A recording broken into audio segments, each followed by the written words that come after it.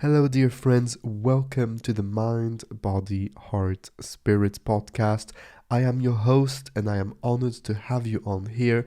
This is a brand new season for the podcast where, on top of the daily meditations, we will deliver some daily messages on philosophy, spirituality, on your body, on your mind, on your heart.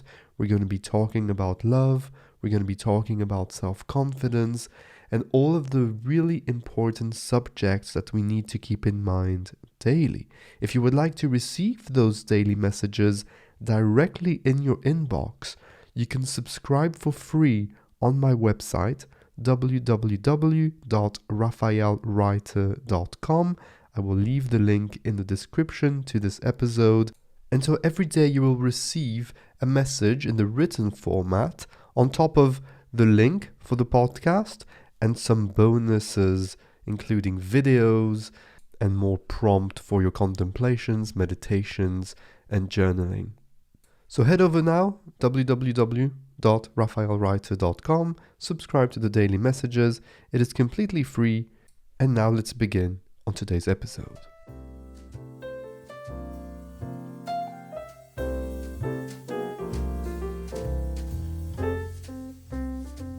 Today's daily message is titled, Choose Your Handle Wisely.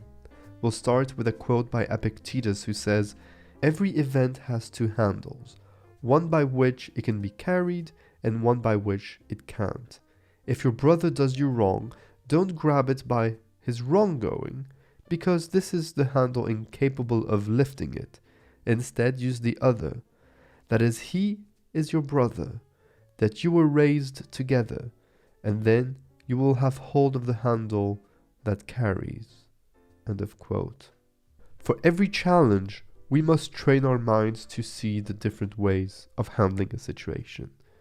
What Epictetus teaches us here, or at least tries to make us be aware of, is that if you focus on the negative handle, you will get a negative result. But on the other hand, if you commit to finding the positive in a situation by acting with temperance, wisdom, courage, compassion, love, then you are more likely to be in a mindset that will enable you to find the best solution possible. If you're trying to quit smoking, for example, you might have this voice in your head, "Just one last one, I really want to smoke. It's so hard to quit, to give up that habit. I will miss it, I miss it already." Or you can have another voice that says, "I didn't quit smoking, I started breathing properly again. Now I can run with my kids for more than 5 seconds without spitting out charcoal."